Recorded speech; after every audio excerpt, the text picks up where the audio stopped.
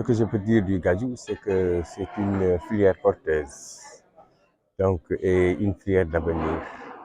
Donc, ça fait 25 ans que je suis dans cette filière et aujourd'hui, le Sénégal est bien connu donc à travers le monde. Le Sénégal est membre du Conseil international consultatif du cajou et il est l'un des rares pays à avoir libéré ses cotisations pour les 5 années à venir. Le Sénégal aussi a mis en place par décret présidentiel le Conseil national consultatif du cajou. Et le Sénégal aussi est membre de l'Alliance africaine du cajou. Aujourd'hui, c'est une filière, comme j'ai dit tantôt, porteuse, une filière d'avenir qui crée beaucoup d'emplois au niveau donc de la zone sud, de la zone centre et de la zone des Niayes. Et aujourd'hui, ce qu'il nous faut, aujourd'hui, ce qu'il nous faut par rapport à cette filière, donc un appui donc de l'État du Sénégal, un appui donc en encadrant les producteurs donc à faire face aujourd'hui au réchauffement climatique que nous vivons. Parce que vous n'êtes pas aujourd'hui, ce qui se passe avec la filière dans le monde, c'est qu'il y a une diminution presque de la moitié de la production cette année. Donc vous allez en Inde, c'est la même situation. Vous allez en Côte d'Ivoire, c'est la même situation. En Tanzanie, c'est la même situation. Donc la production est diminuée de moitié. On ne peut même pas donc aujourd'hui satisfaire donc les contrats que nous avons. De même que les producteurs aujourd'hui rencontrent une très grande difficulté. Donc ils vont même, il y a certains producteurs de certaines zones donc qui sont même en train de traverser une famine actuellement. En tout cas, l'État du Sénégal, donc par le biais du ministère donc de l'Industrie et du Commerce, donc qui nous a reçus il n'y a pas longtemps, a pris des dispositions par rapport à cette filière, en faisant donc des prélèvements, donc et en même temps aussi donner des agréments pour l'exportation. Oui, c'est le réchauffement climatique effectivement qui a fait que aujourd'hui cette production a diminué. Maintenant, ce il faut que la recherche, en tout cas, s'implique davantage pour voir donc des variétés qui peuvent faire résister à ce réchauffement climatique. Elle est vitale et je crois que le ministre de l'Industrie a compris cela parce que il y a un système qu'il faut donc mettre en place pour que cette production, surtout, c'est la production qu'il faut aussi. Parce que tantôt, tu m'as posé la question par rapport à la production de 100 000 tonnes. C'est 100 et quelques mille tonnes qui sont exportées. Mais les 100 et quelques mille tonnes qui sont exportées ne veut pas dire que c'est une production du Sénégal. Peut-être que la production du Sénégal, c'est environ 40 à 50 000 tonnes. Oui, c'est un problème de volonté politique. Hein. Donc, la Côte d'Ivoire a eu la volonté donc de développer les plantations au niveau de la Côte d'Ivoire. Mais ici au Sénégal, par exemple, si vous allez en Casamance, c'est des peuplements.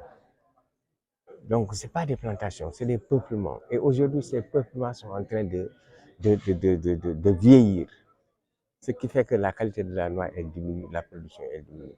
C'est dans la zone de Sokone. Même la zone de Sokone aujourd'hui a commencé à avoir ces problèmes. Dans la zone de Sokone où on a des plantations.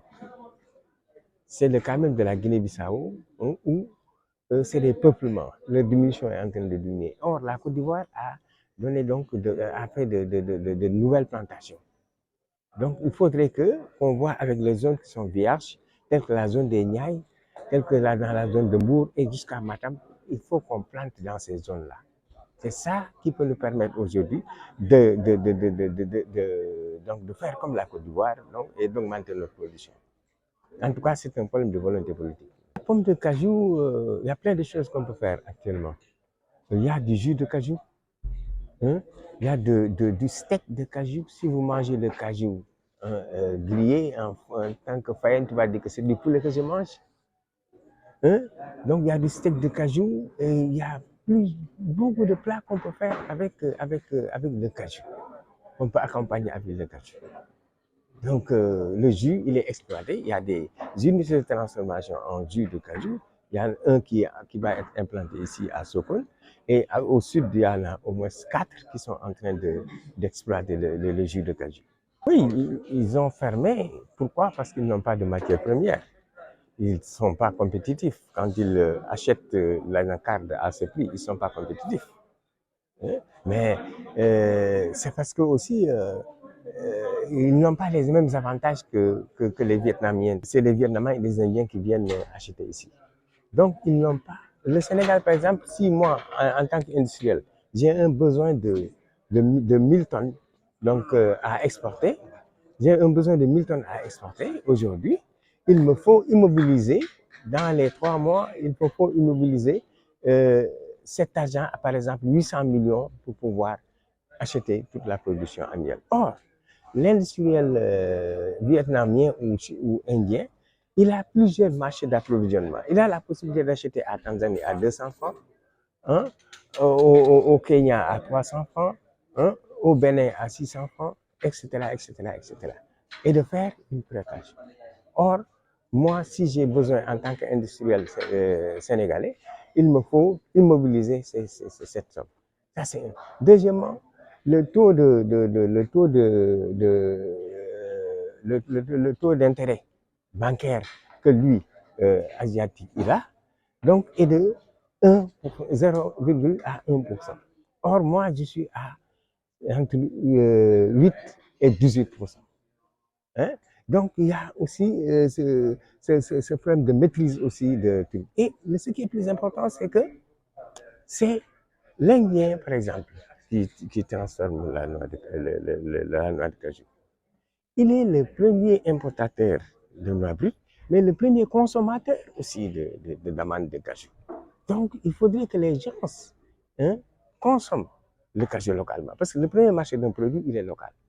En plus, il faut que les gens sachent que l'amande de cajou a des vertus.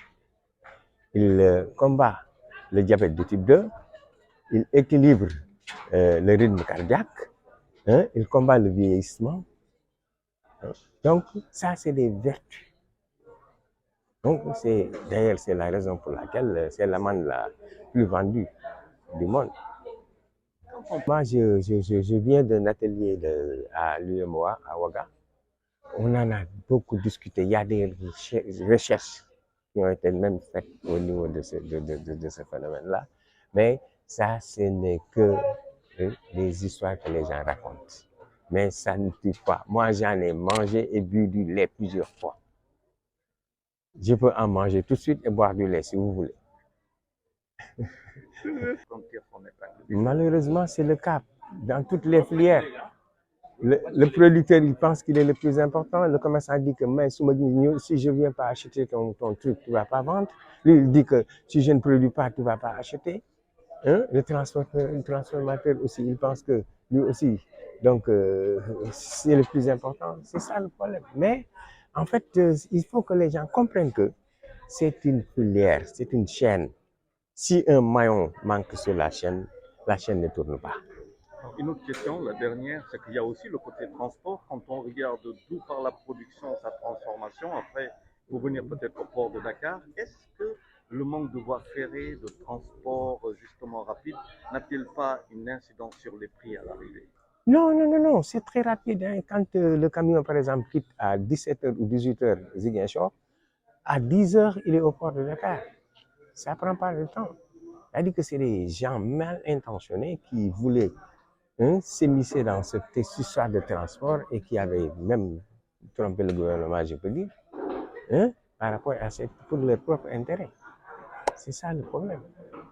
Je vous remercie, monsieur. Et c'est moi qui vous remercie.